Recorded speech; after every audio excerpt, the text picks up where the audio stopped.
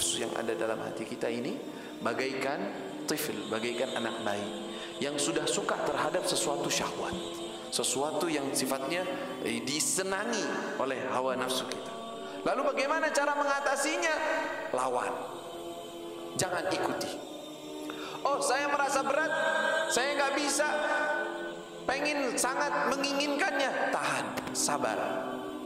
Sekali, dua kali, tiga kali engkau sabar, maka lama-lama dia ikut.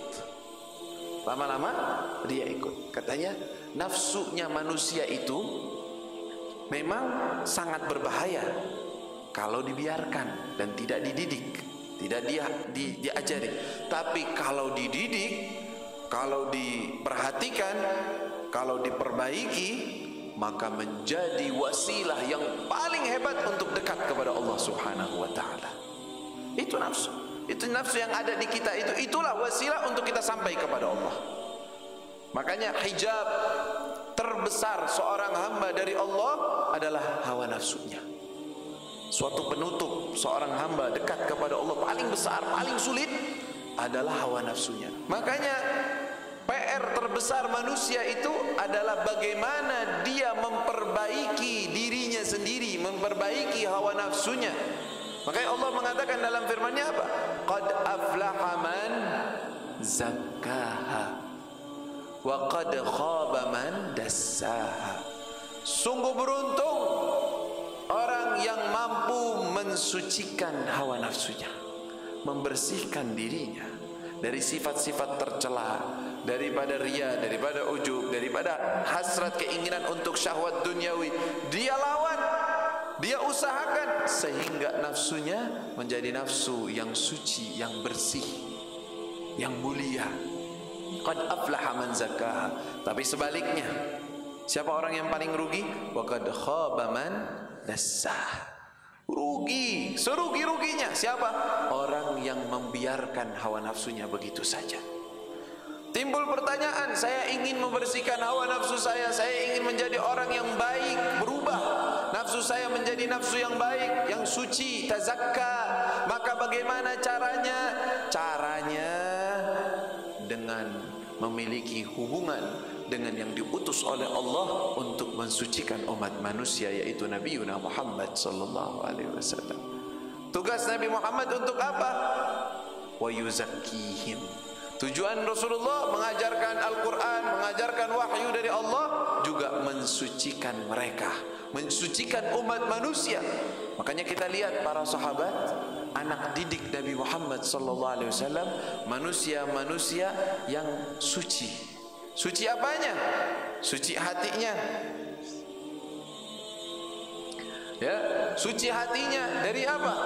Mereka manusia. Mereka itu cinta dunia, mereka tuh pengen punya, mereka tuh punya keluarga, mereka tuh manusia biasa seperti kita, pengen makan, pengen minum, punya dagangan, manusia. Tetapi mereka menjadi istimewa. Dunia tidak membuat mereka lalai, keluarga tidak membuat mereka lalai, keinginan-keinginan mereka daripada kebutuhan duniawi tidak membuat mereka lalai. Kenapa?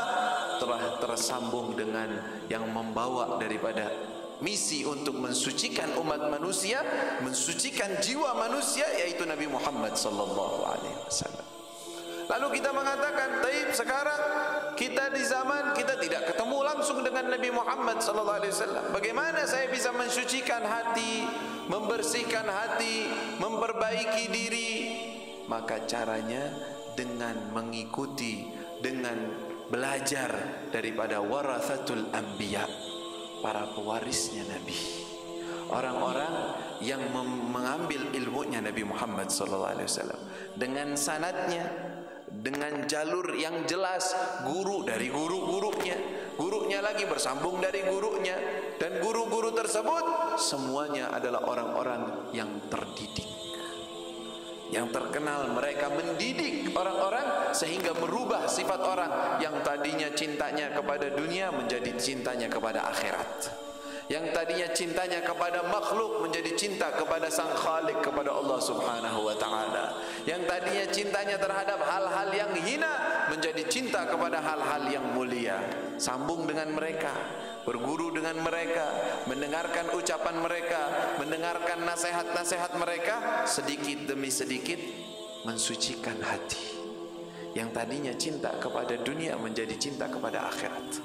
Yang tadinya berpaling kepada akhirat, tidak tahu, tidak memiliki semangat, menjadi orang yang semangat, tujuannya kepada Allah Subhanahu wa taala. Ini dia.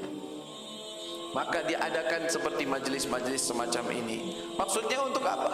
Untuk kita sama-sama mendekatkan diri kepada Allah Subhanahu wa taala, mensucikan jiwa kita. Kita merasa diri kita itu jauh daripada orang-orang yang terdahulu, orang-orang yang saleh, orang-orang yang hanya cinta kepada Allah, kepada Rasulnya. Tetapi kita berkumpul di tempat-tempat semacam ini, berzikir kepada Allah, mengingatkan di jalan Allah. Tujuannya apa? Untuk saling mendekatkan diri kepada Allah Subhanahu wa taala, agar kita mendapatkan nisbah sedikit daripada pensucian yang masuk dalam kategori qad aflaha man zakkaha wa qad khaba man dassaha. Telah beruntung orang-orang yang mensucikan hatinya, dan telah rugi orang-orang yang meninggalkan hatinya begitu saja. Alhamdulillah, kita memiliki daripada sanad kepada guru-guru yang kita tahu keadaan mereka, tahu bagaimana mereka mendidik murid-muridnya bahkan dari jauh.